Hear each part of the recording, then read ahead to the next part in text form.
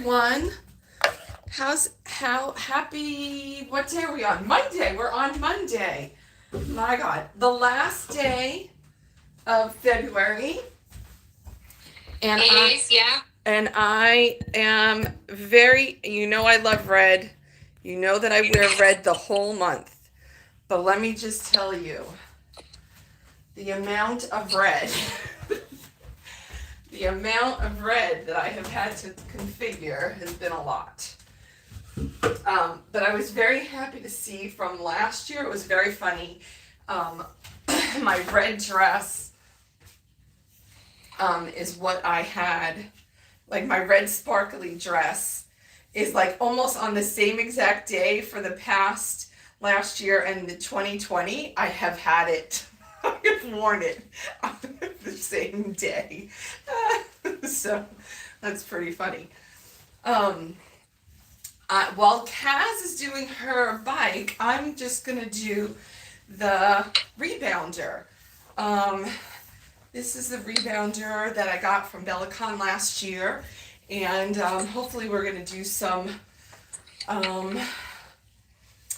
collabs this year to kind of get more information. And I just have my son's little, I don't know, it's like a 1 pound baseball ball that is for practicing that I'm just gonna use.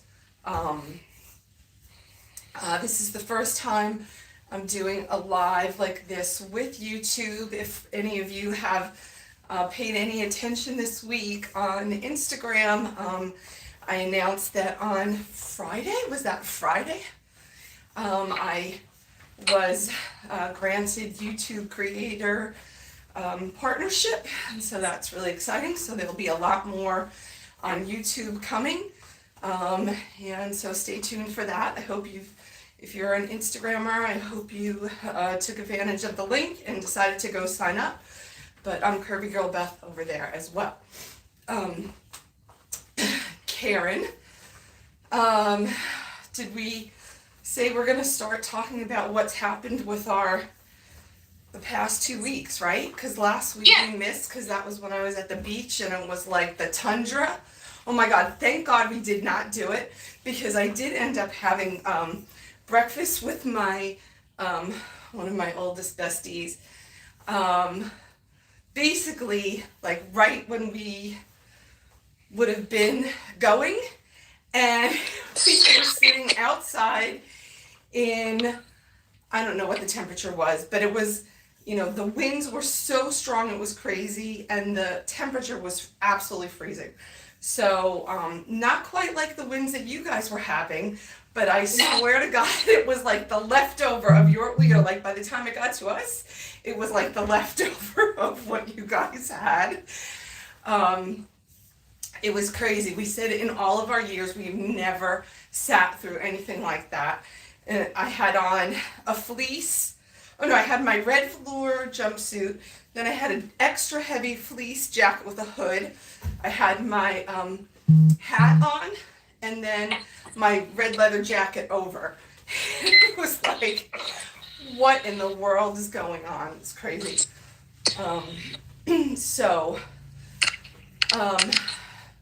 Should I kind of start, Karen, about how my week has been? And well, it's been 2 weeks, lovely. 2 weeks, yeah.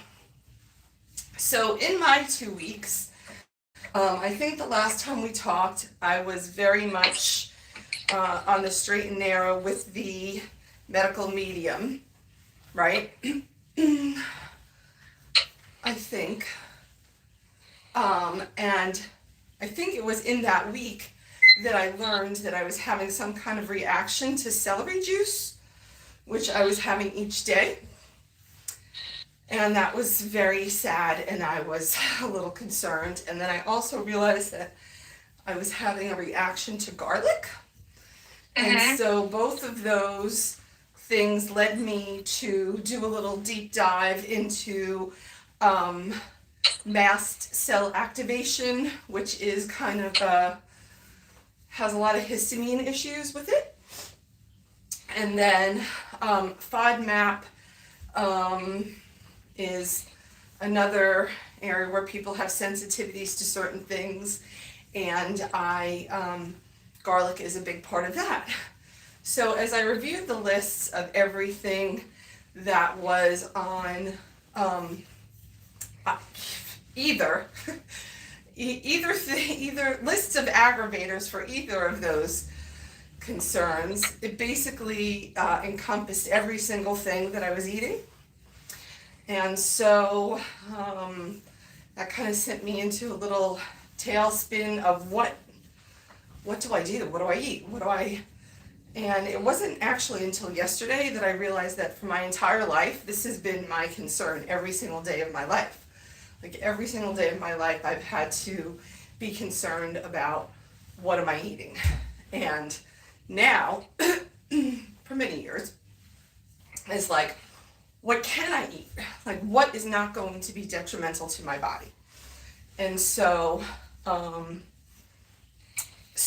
when I am typically trying to be as non-inflammatory as possible, when things like this come up, it kind of sends a little backslide and a little woe is me. Well, if I can't figure it out right now, well, if I can't eat anything, then I might as well just eat something that I like. So over the weekend of the when I was down in Oceanside, I just went ahead and ate what the family ate, if I wanted to, of course.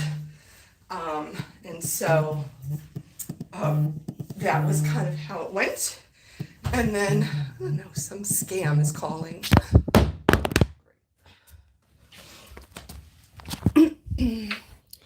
Sorry about that.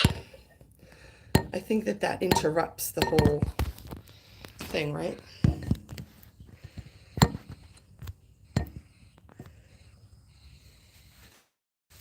So,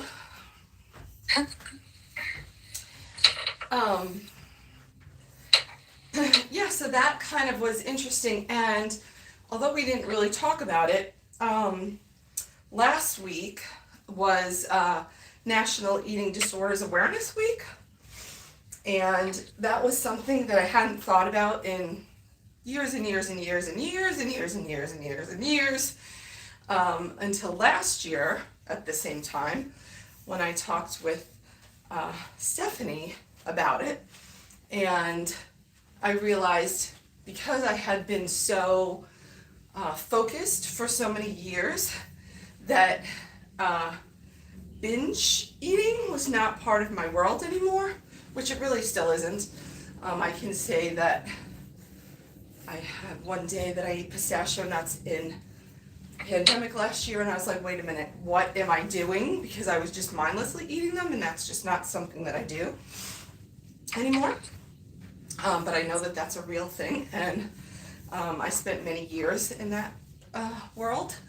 But what I come to realize this now is that even though I'm not involved in those behaviors, the fact that I have to constantly be focused on food all day, every day, is definitely still an aspect of that. And but it's also something that is even trickier when you have lipedema, because I'm not focused on it for the what do you call the looks of it? What is that called? The aesthetics. For the aesthetics or the vanity. It's not from that perspective. It is from the what am I going to do physically for myself, and that just can get into that circuitous thinking where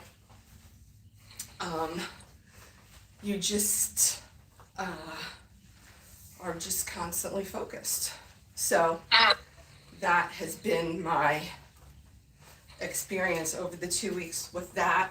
As far as my exercise goes, I did walks last week. That was my exercise. I did not make it to F45. The team that I've hired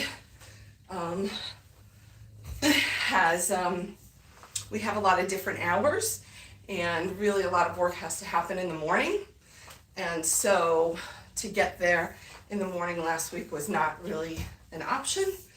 And then to get there later wasn't either an option. So I just did what I could with my walking, and I will resume tomorrow with, I'll try to make my 4 days a week, but certainly 3 this week, and still have a couple of walks scheduled also. So, and here we are on the rebounder today. So, but I am getting back to doing my vibration plate. I guess I haven't done that maybe for 2 weeks either. My vibration plate each day for about 3 to 5 minutes only. And then Kaz reminded me that I also had given up in the past 2 weeks my daily dry brushing, which we'll get back as well. So those are the things that, it's an ebb and a flow, and you have to give yourself grace when you have to switch things up, and know that just because you switch things up at one meal, or say you always do your walk at 7 in the morning. Well, just because it didn't happen at 7 in the morning that day doesn't mean that you can't do it at 7 at night, or figure out some other way, or figure out how to do a portion of it. So there you go. That's kind of my update. Okay, so I'm on the bike again. I'm doing that daily, probably twice a day, because of my knee health. For me, it's still very much high protein, low carb, and a lot of exercise. So a lot of exercise is going in at the moment, but the right kind of exercise, and I think that that's very important, especially when we've got these illnesses. And today, for instance, is Rare Disease Day, which couldn't be more telling, because there's a whole bunch of rare diseases in my body that I'm constantly fighting on a daily basis. This is what's pulled me down over the last couple of months, but like Beth and myself, we're getting back up and fighting towards all of these. And yeah, I've had a few knockbacks in the last couple of weeks, just with my knees. And if you follow my page, then you'll see that my knees have been weakening again. I'm back in physio again on Thursday, and we'll see what we do to move forward. But I'm having to get used to using the bike now on a daily basis, because it is helping my knee health. So I do, where I didn't understand these things, I actually do understand it a hell of a lot more now, sort of moving forward. And building that muscle and strength around it. I want to go back to serious weightlifting, but I'm not allowed to. I'm being told don't do anything too strenuous. Sort of concentrate on building, concentrate on stretching. So yeah, we're sort of focused on joints at the moment and physical health, but more mental and sort of more mental and psychological, I would say, at the moment, because it's such a psychological thing when these things happen. It has such a, like, you feel like you're really strong for a period of time, right, and you think to yourself, oh my God, my body's doing everything that I need it to do. Correct. I feel really strong and I haven't had any problems, and then 2 or 3 weeks later, the problems arise and you're taken down, and you think to yourself, I still have these illnesses, and it trips you up. Right, which is exactly which is exactly what happens. That's the part of it that takes you down. That's the mental side of it, because you feel strong, you feel like you're connected with your body, and you think that your body is doing everything that it can, and it probably is, but then all of a sudden it will take you down without notice.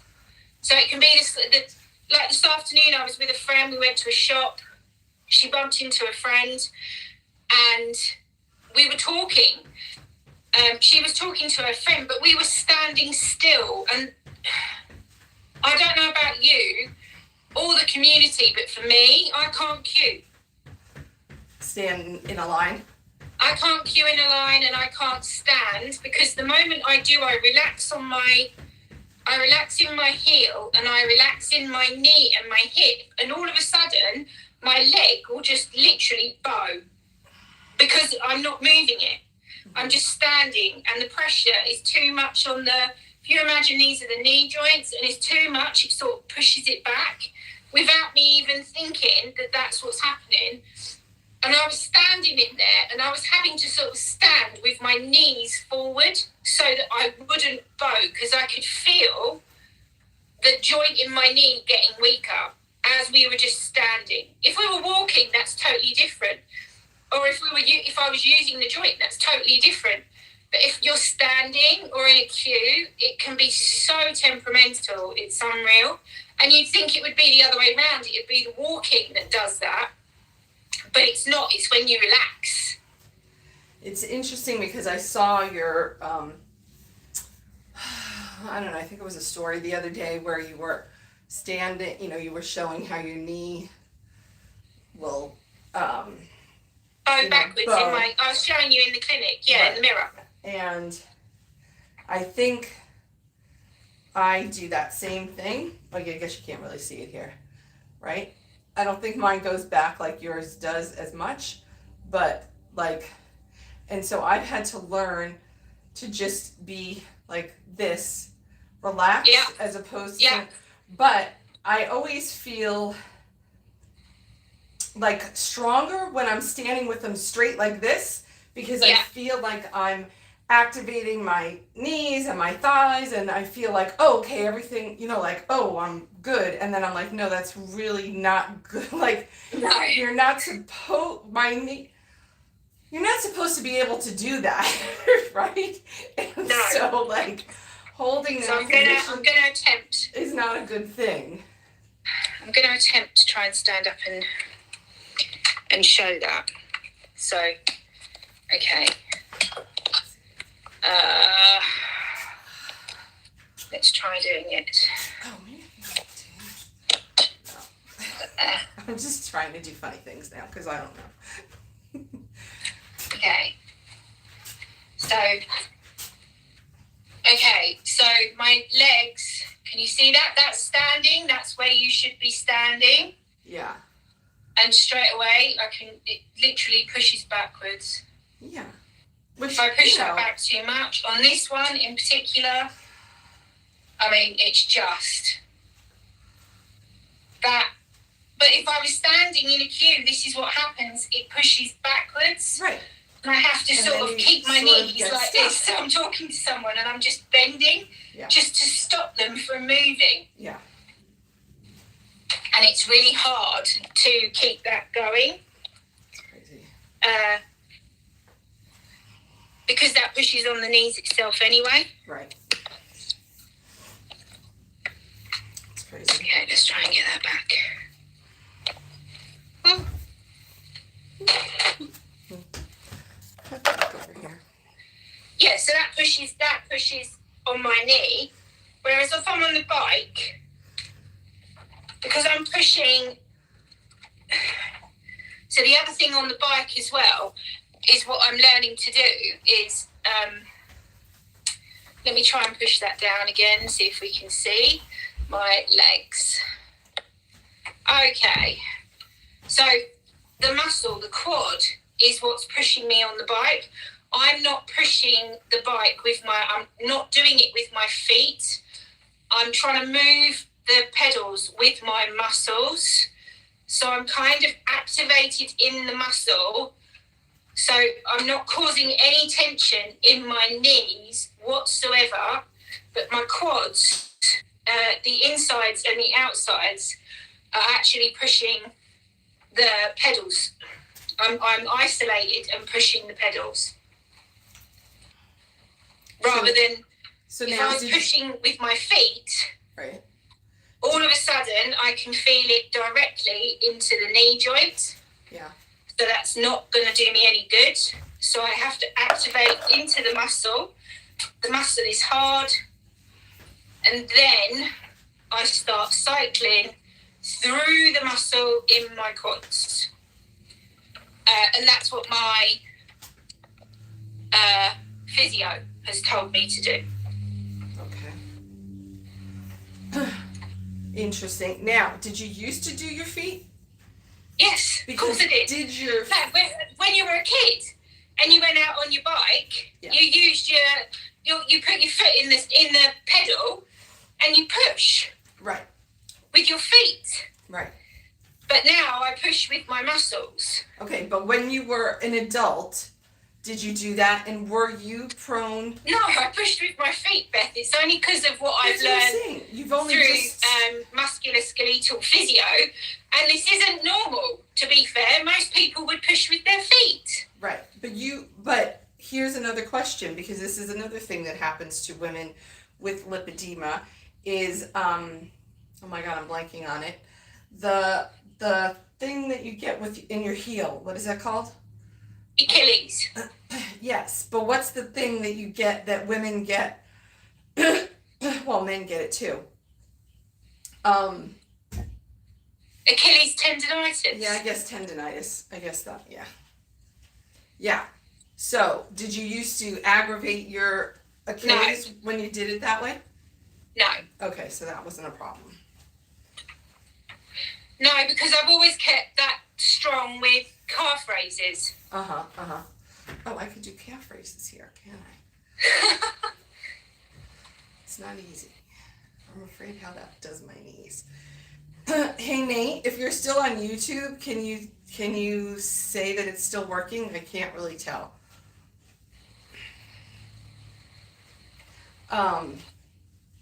Yeah, well, it is every single day is a learning, right? Yeah, 100%. And that, I don't know if that's just us or if everybody experiences this, but I think that when you're so aware, you can't help it, like whatever. In the old days, there's no way I would have been at 3 weeks would I have noticed that celery juice was causing me pain. No way. No way would that have ever happened. But I'm so aware, and as Dr. Herbst always likes to tell me, like, your body constantly gives you messages all day, every day, and if you just would listen, you would have it easier. You would have an easier time. Now, I can't wait to tell her about this one and be like, well, so I listened, but then what am I supposed to do when there's absolutely nothing on a friggin' list? Like, what is there? I don't know. So it will be interesting to see what happens. Yesterday, I was so, okay, forget it, screw it. I'm going to start again on the medical medium protocols because I'm pretty sure that I feel the least stuffed up in general. And so I got up, I had my water and berberine, and then I was quick to jump to make I wasn't going to make celery juice, I was going to make cucumber juice because that's an alternative. So I was like, okay, let's see how cucumber juice works. And so, needless to say, I had 6 cucumbers and each of them was rotten. And I was like, okay, I guess we're not doing this today. Never mind. And so I was like, okay, let's go to breakfast instead. And I opted to have a keto day instead. So I said, okay, well, whatever. It'll work out to be how it is. So, yeah. So today I went to the grocery store, got the cucumbers, and this morning I made the cucumber juice, which tastes very fresh and like a cucumber. It's so bizarre. It's like, but for me, what I have realized is that my body just feels so much better when I'm not eating food like, like a piece of chicken. It doesn't feel, it's still there 6 hours later, it's still there. So, I think that, having the juicing in the morning of the water and the celery juice has just felt, has just been easy on my system. So we'll see if I'll be able to do that. And then, so anyway, we'll see.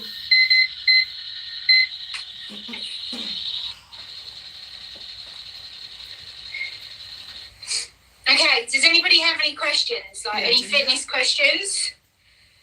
Anything that you want to ask? Okay, let's see. Anything about joints? On your body, that is. Yeah. That's the only kind I know about anyway, so.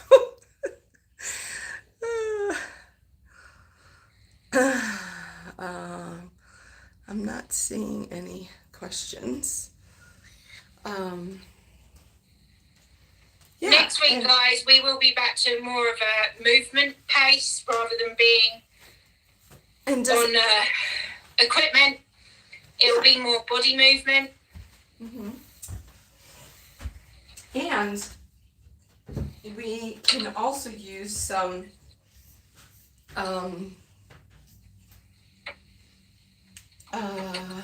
requests. If you have some requests on what you would like, to see us talk about, or exercises you'd like to see us do, I can tell you that from my experience doing the F45 functional fitness, compared to being in the gym doing weight machines, is completely different, and my mobility is so much further along than it would have been if I was just doing the machines in the gym. I don't know if my strength, maybe I would have been able to move more on the machine in that period of time. I don't know. I have to go to the gym to actually see where am I in my strength on the machines. How does that compare? But I can tell you that and how I used to have, we used to have to see each week whether I could sit on my heels or not. Do you remember that? Yeah. So that flexibility is there every single time I go to F45. And then when I'm home, I notice how much simpler it is to be able to pick something up off of the ground, or to, practically getting with crouching is a little bit easier, and squatting is much easier. So it's fascinating to me. That's good. Yeah. Okay. There we go. And you've got your biking gloves on. Yeah. I have everybody See, that's an EDS and hypermobility thing because of, can you see that, how that joint? Uh-huh. And then on this one, it's completely different. Whereas on here, it's really, that joint really bends way far backwards. So again, this is my reflexology fingers. So I have to be very careful of the joints. So I use gloves to stiffen my joints, even whilst holding onto the bike, because if I push too much on the handle, that's what's going to happen to my thumb. Can you see that? How that literally comes out on itself. And that is something that all my joints do, but you can see it more in my thumb. My shoulders are the same. They simply click out. My ribs, I get subluxations. So, yeah, I'm constantly wearing gloves, specifically rubbered and very hard fitting around the thumb, and at work as well. But I have to keep my hands and my thumbs really strong because of the kind of work that I do, because I also do massage and things. So I'm constantly having to keep my joints tight and strong. Now, do you ever get tennis elbow? No, because of the kind of workouts that I do, I'm very good at sort of not getting into that point. Yeah. So when I was first out of college, I did one of my jobs was I did reports, and for whatever reason we had to write them, and so I got tennis elbow from writing reports all day long, and that was crazy to be at such a young age having that and not playing tennis, right? And then I had to go to therapy. But then for a long time. Like, if you look at how you write, if I move my thumb and my finger, you can see that this muscle and this muscle comes in, and that's why that happens. Yes. So it made sense. But the point is, like, most people are not having that, right? Most people are writing writing reports and not having that, or taking notes in school or whatever. But now it all comes to full circle, because that was like the early days of connective tissue disorders, right? That was when things were just starting to, really become apparent. But of course, nobody made any connection on that. No. And so it's kind of fascinating. I should actually call that physical therapist and ask him. It's interesting. So anyway, so that was a thing that, and then when I had Willem, then I had the same thing. I got tennis elbow, and then I got mother's wrist, which was from holding the baby, and that was really a crazy painful situation. But the way that I eventually turned that around was that I basically did only protein, because when I first had Willem, probably for the first 6 months, I would have once a week, because I was breastfeeding him for the first 6 months. Once a week I would have a brownie at Starbucks, and so I did have some carbs in my life. I mean, it was once a week, but still. I guess for my body that was enough to be aggravating, and the second that I dropped that at that 6 month mark, that all went away.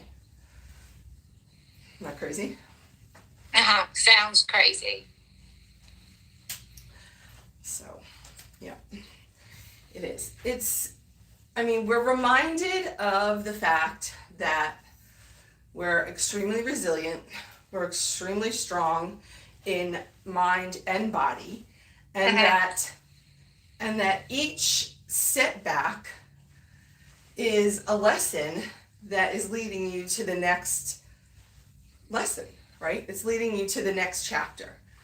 So every single time, like, I can tell you 3 weeks ago, I would have been like, oh, maybe I'm doing this for the rest of my life. Who would believe that? I would never believe that I could do this for the rest of my life. But then the little stone is thrown, like, oh, okay, well, I guess that wasn't the bliss that I thought it was. Now let's see, how do we incorporate all the knowledge that has come from this trial, so to speak. And it's not something that I'm even willing to throw out, because I think that it has a lot of merits. So it's kind of just finding, where is the where's the sweet everything spot, is trial and error, right? Where is the sweet spot? Everything that you do is trial and error. Everything that I've done over the last 17 years now, God, 17 years. It has been trial and error, and it is still trial and error. It is still, I don't know what's going to work for me, and I don't know what's going to work for you, but maybe what works for me might work for you. Right. That's it. That's the only answer you can ever give to anybody. Right. You can't tell someone what diet to be on. You can't tell them what exercise to do. You can't tell them what they should be drinking, eating, when they should be drinking and eating. Should they be fasting? Should they not be fasting?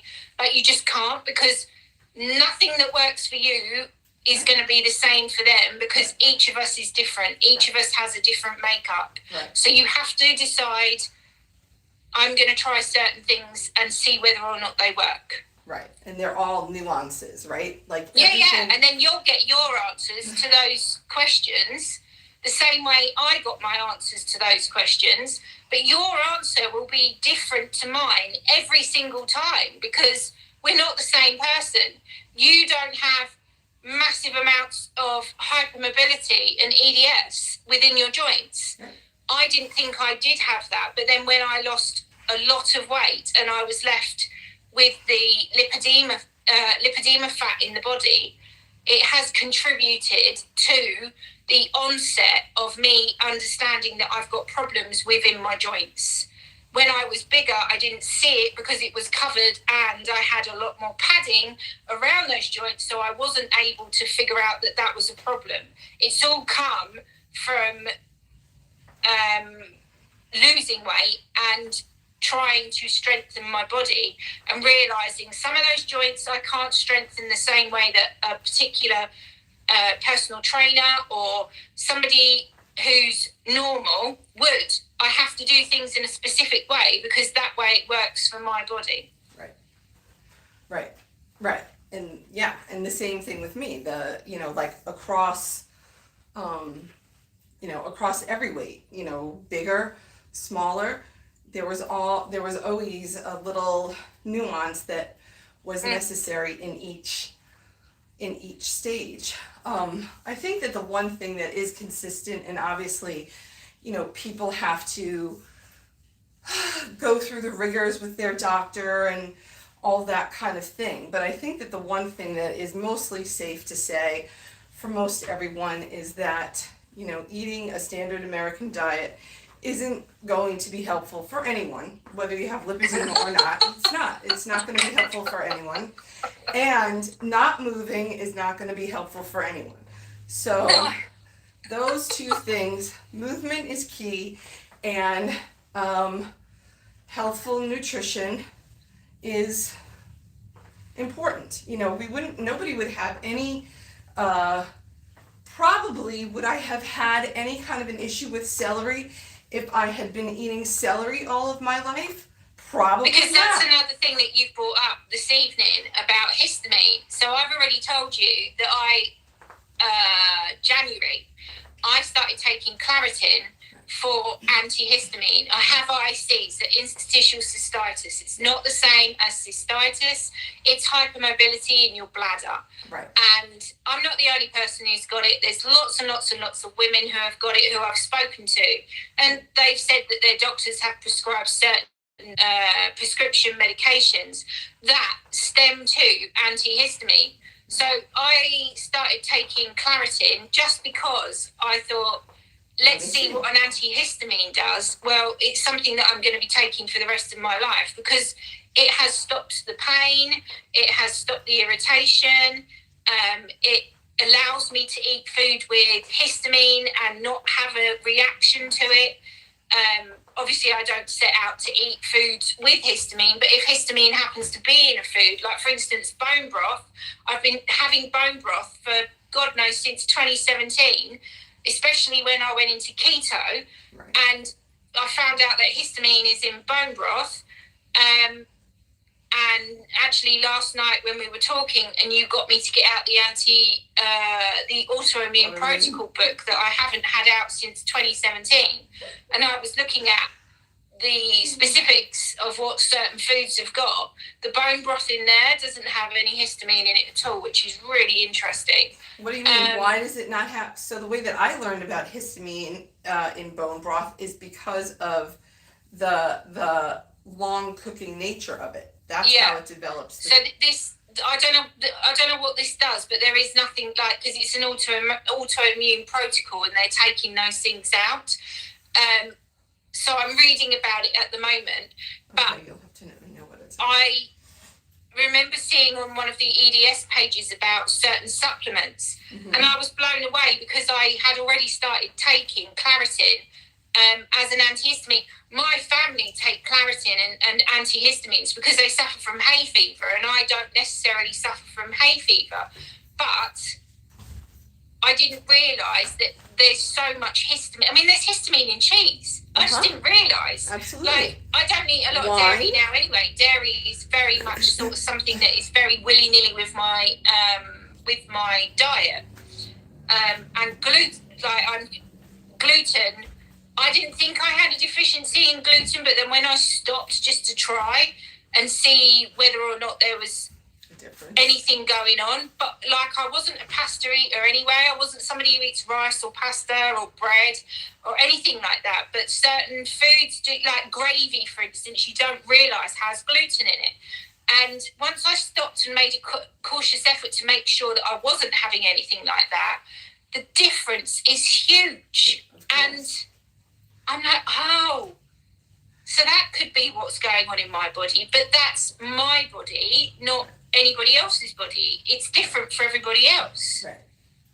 I would venture to say, and Dr. Herbst and Dr. Eicher and all the, so many other people, I would venture to say that the majority of people with lipedema have a gluten intolerance, at least at a minimum. Yeah.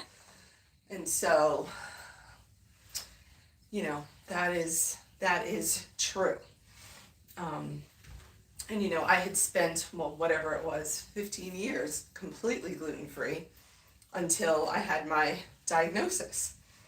And then we all do it, Beth. We just go a little bit crazy because we've had enough of having to live life. Well, exactly, but also on the bread line all the time. And when I say that, bread doesn't even come into my life. Like my friend today, when we were out, we were actually at this amazing store 2 towns over, and it was a spiritual store, so I was really taken by all of this. And we decided to get some lunch on the way back, and she said, I'm going to get a roll. And I said, oh no, I've got gluten-free wraps at home, so if you want to grab something, because I know that I can't, even if I'm out somewhere, I can't eat that food. It will react on me, and I will have to deal with it. And you feel like you're constantly getting up every morning to the same fight, which is true, you are. And if you are going to be an influencer or influenced in somebody else's life, or if you are going to be the person that they're going to look up to, then you've got to follow your own suit. And if you fall, you've got to admit you fall. And if you don't fall and you succeed and you move on to the next step, then you move on to the next step. But you take those people with you. Right. And that's what I feel that we're doing at the moment. So by talking about what we've done over the last 2 weeks, I know jolly well that there'll be somebody on here that will use this information to their own advantage, which is what we do. Correct. Exactly. And to show, for me, I was in the world of perfectionism for so long and there was no ifs, ands, or buts. There wasn't any of that.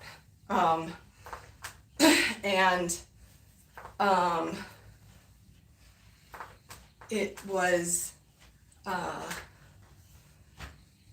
I share my story to let people know that they're not alone. that you can be used to living the straight and narrow, and then get a diagnosis and be like, oh wait, what? Or have a pandemic and, decide that, hey, I'm going to live my life. I'm happy to, report that I am essentially, as a matter of fact, I'm exactly the same number on the scale today, it's not today. I was exactly the same number on the scale on February, I don't remember, 6th or 7th of 2022 as I was on February 6th of 2020. Exactly the same. No difference. The thing exactly is for me that you are very, like, you can do that. You can focus on whether or not you want to look at the numbers on the scale. Right. Whereas for me, my community, the people around me, I simply say that don't go anywhere near it, because the scale to me is the thing that drives us to think that we are bigger than what we actually are. Well, that's true. I always suggest Correct. to use a tape measure and use pictures. Pictures, if you can align pictures next to each other and the pictures look different, you've done something. You are succeeding in whatever's working for you. Well, assuming that your pictures look smaller. Yeah, but this is what I mean. So you're constantly going up against yourself in your own journey. Correct. And with the tape measure as well. Right. Which my tape measure hasn't changed either. I think that maybe my tape measure, it depends on the day. Maybe it's an inch more than it was. But when a woman has a monthly, like, right, obviously exactly. I'm young, I'm slightly, I'm still in that stage. When a woman has a monthly and the week before it and the week of it, there is a 7 to 10 pound difference Correct. within the lipedema community. Exactly. I'm not standing on a scale to see that number goes up to then mentally and emotionally screw with my head. Correct. When I can measure myself on a tape measure and I've gone up a couple of centimetres, and I know that it's all down to the fact that my hormones are playing around. At the end of the day, we know that our hormones are linked to lipedema. Correct. We also know that lipedema fat weighs heavier than muscle. I mean, come on, that in itself is detrimental to any woman in our community. Right, and weighs more than a regular fat.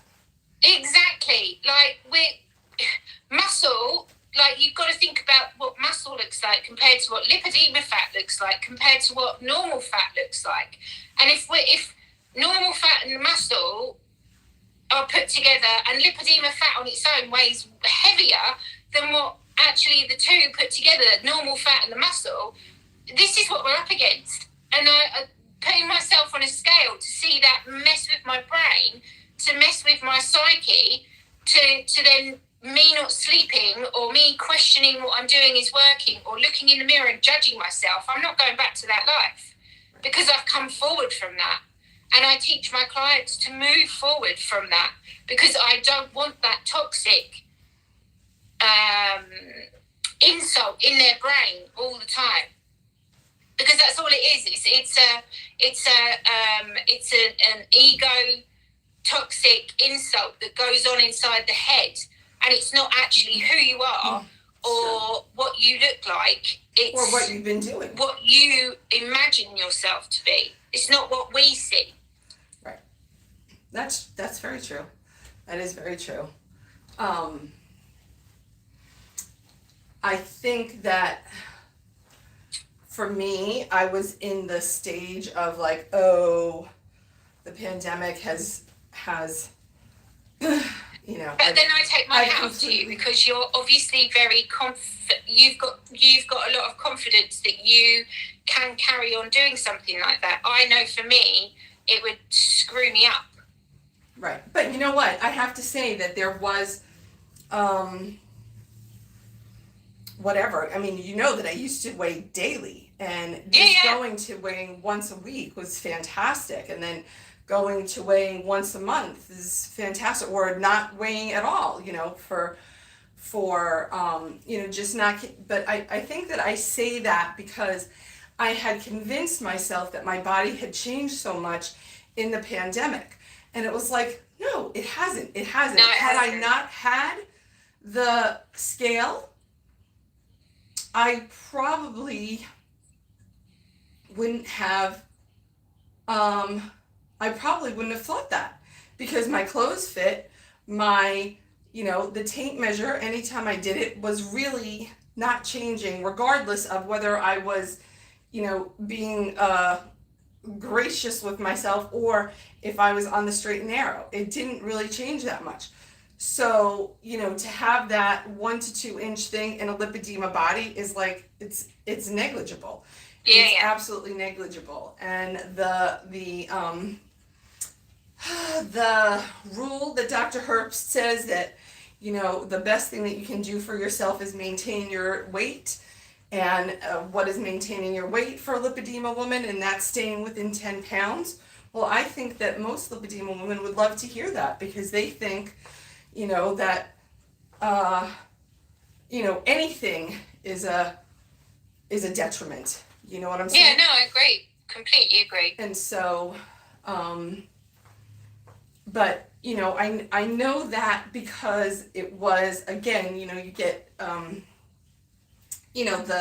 the things that come up, memories or whatever. And so I was looking at that date, was the day that I did my first my first Valentine's photo shoot, and in 2020, and to just see that really there's really not that big of a, there's really not a change. There really isn't a change, other than what is, maybe visibly in my head. There's not really a change, because there's not. I mean, maybe my legs are less firm because they didn't have 2 years of, being in the gym doing weights, like I had been at that time. But you got to look at the knee thing with me. But yours for sure has changed in a way that it has tightened and all of that. But what I fail to realize is that the change that has come since May of last year, when I started taking berberine, that alone has to change everything. I mean, this was not like that when we were doing our exercise last year. I have my compression on right now, so you can't see it. My thighs from here to here are movable. You couldn't. Well, like I said to you the other day, I can't remember what the doctor's name is, but I did put the reel out that she was talking on, and she was talking about berberine, and I sent them a message saying that because of you seeing Karen, right, and what you'd been told, I then started to see whether or not it would work for me. Right. And I've seen a massive change. Yeah. I've also seen a lot of people message me and say to me, where do you get it? Because obviously now it's something that's being spoken about. Yeah. It's linked on my Amazon page. It's linked on my Amazon page. Yeah, it's linked on my Amazon page. These are English people. Oh, okay. And obviously it's linked on your Amazon page. You've thrown me. My clients, people that I know, have asked me, like, where is it? Does it work? Is it possible? Like, and until that came out, a doctor saying this is what it is, this is how it works, and it's in the standard of care. Like here in the UK, we are up against it because the standard of care is yours. It's the states. Do you know what I mean? Right. It's not written here. Right. It's not something that's known. Right. So yeah, but it's all worked out. It's all working. And it's definitely something that I will be taking for the rest of my life, same as Claritin. Yeah. for the histamine side of things. Yeah. But this is what I mean. I wasn't taking Claritin 2 years ago. I didn't know that that was going to be something that I needed to put into my life. So we're learning all the time, aren't we? Every day is a learning curve. Every day I'll hear from somebody else, oh, I'm doing this, or, oh, I've got this information, or I've got a paper that you need to read. And it's like, oh my God, there's an answer. Let's try this. Let's see what happens. Right. I imagine my life for the rest of my life will be trial and error. Right. Right. Yes. Yes. I do dream of a day where it doesn't have to be that way, though. No, but I just don't. I do dream of a day that there could just be, and we could just have the answers for our own selves. Like, I mean, that would be the most perfect thing, wouldn't it? You're walking, like, the amount of messages that I get on a daily basis asking me what works and and my simple answer to every single person is, what works for me isn't necessarily going to work for you. Exactly. What's on my website and what you see on my Instagram or on my social media, if you wish to try it, because I can't say whether it is going to work or it isn't going to work. I had somebody ask me the other day, what's your go-to for lipedema, as in treatment? And I said the dry brush, without a shadow of a doubt, the dry brush. And my hands, because the sweeping technique is literally my hands. I don't need a tool. It's that, and then the dry brush. And that, to me, putting those two things together is a big part of helping yourself and your lymphatics. Like this morning, I put a very, very, very gentle reel out about something that I do every day that helps me to debunk or depuff my neck, which is where I have a lot of problems, where other people have a lot of problems with thyroid, lipedema in the neck. We know that I've definitely got it. We know that I've got EDS because the skin is so flexible on my neck. But if you eat the wrong food, which I had some foods over the weekend that didn't agree with me, it made my face puffy. And so I went back to square one. I'm dry brushing. My dry brush is by the mirror. You spoke to me about this last night and you said, I need to find 5 minutes. And I was in bed on the phone to you and I was like, well, this is what you do, 5 minutes on your legs and it's done. You're sat in your own bed and you're doing it. It's an easy option. Right. Well, I decided today that I would go to a different area so that I didn't disturb anybody else and do that. So that was how I, so it is having to make, when you're only worried about yourself, then yeah, but you're worried about waking up your son. I get that. So you're moving to the living room to do that. Correct. But what was I gonna say? But it is finding finding ways, because I know that I was doing that as a part of the vibration therapy each day in the first thing in the morning, and I was able to get that sorted then. So I now just need to reconfigure and see how I can get it sorted again. Okay. So that's I did laugh because I did see the opening thing, and I was laughing because I was like, oh, I don't ever do it that gently. I was like, I have tried to tell you so many times, you do it gently. So that it is your lymph is so fragile, that you just want to lightly tap so that you're opening those areas, like you're opening the taps. Right.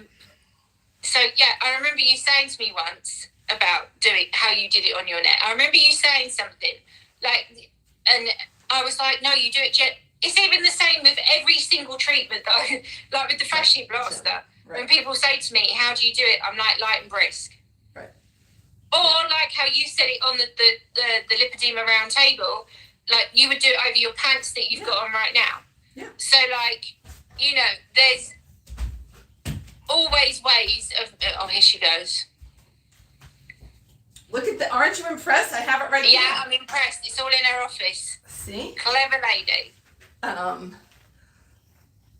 Yeah, so you're doing it in a different way. It isn't the conventional way, but it's a way of doing things. And it's certainly where you're holding the lipedema within your compression, that works for you, which is fantastic. So this is the reason why I do this is easier for me is twofold. Yeah, because it's all held together. It's all held together, so I don't have to get stops and starts as it goes across the fibrosis, and and also I don't have to create a whole nother step of lotioning up. No. So that is, now is this brisk enough? I don't know. Do I have to go faster? What do I? No, you're doing great. Like whatever works for you, but it is consistency that gets you to the results. And it's the little things that you're doing on a daily basis that will bring you to the bigger results. Like with your arms, no, Beth, I don't want you doing that because your arms are not hot. And so I would have preferred you to dry brush them first. You need the heat to be in them so that you can manipulate them. So if you did that in the shower, your legs are different. You're in compression. So in compression, the heat will be circulating within the lipedema fat, and it works for you to do it that way. If you had your compression on for 30 and minutes. you were in a sauna, or if you had your compression on and you had your legs on a hot water bottle, that would be even better. Yeah. Yeah, I could do that where I go in the sauna, but I was doing that to show like that is not as comfortable. But actually, right now my arms are absolutely freezing. But if you had your arm up here, put your arm. Can you do that? Yeah. And now, if you had the blaster, you've got more leverage. Okay. I did return that arm compression that I had got, whatever that was last month. I returned that because I didn't like how it ended. I didn't like it either because it was collecting. I didn't like how it ended. All I kept thinking was, your lower arm is going to create fluid and you're going to get cut off in that compression. Yeah, you needed it to be all the way to the wrist. Which is, so I hear this. I don't spend a lot of time in the lipedema groups. However, I have been having more exposure lately. And the thing that scares me that's really what it is. It scares me to see the ladies talking about just ordering their compression off of Amazon. And I'm like, ladies, like this is a medical condition that needs a proper medical garment. And so but sometimes because you can't get the appointment to go and see the physician or the PT or whoever it is in America, especially here in England, it is, honestly, Beth, it is 6 months to a year wait for people who are needing to be newly diagnosed, and there's nothing like. Yes, but what I'm seeing is you can't carry on like that. It's So all they're doing. So yes, I am definitely somebody. These are IUGA. They are compression leggings. And I'd say probably about 80% of my clients, whether they are stage 1 to stage 3, I think. I don't think I can go I don't think we can get any bigger than that. We have looked. And it's what I wear for work. Okay, like it's compression. And I get asked this all the time, do you wear compression? I'm like, yeah, I'm in it every single day because I'm in it in leggings.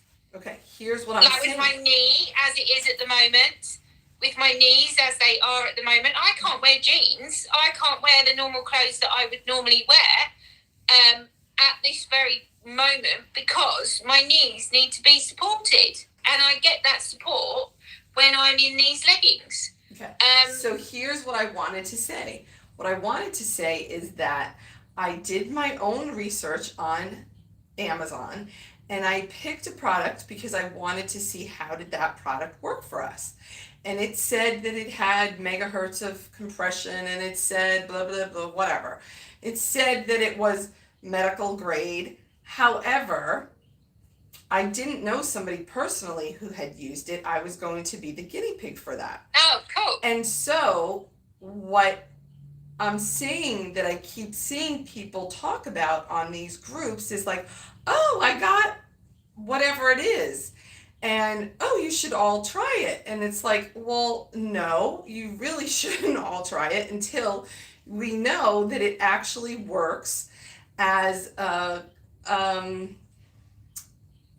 in a medically approved fashion. So we know that what you're using works because you are proof that it works. Do you see what I'm saying? So that's I do see that, than but I also see that there is so much struggle, and I do see that there is so much demand that they're taking it out of their own hands and trying to figure it out for themselves, which is sad because that's what they're putting in those groups. Correct. Right. Or people going to the local stores and getting the the sport, leggings, real leggings. It's like, no, that's not working. So for me, any kind of normal legging that you would get, like even for me, like Gymshark leggings or Fabletics, I couldn't wear them. They're not strong enough compression. Correct. Well, I'm wearing them, but I'm wearing my compression underneath. So when I'm going to like right now, I have on, well, you'll see my feet,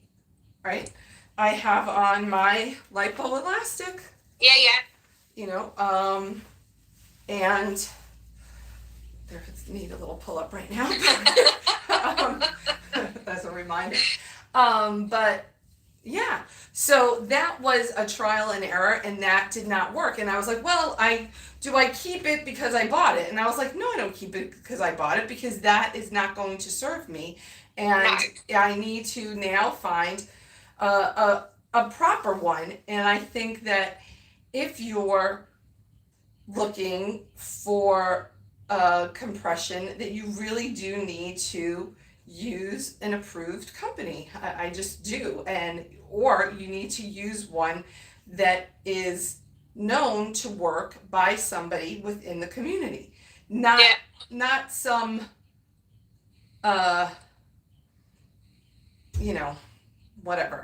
popular. No, I understand that completely. It's 7:15. I'm going to have to love and leave you because I've got to have some dinner. Yes.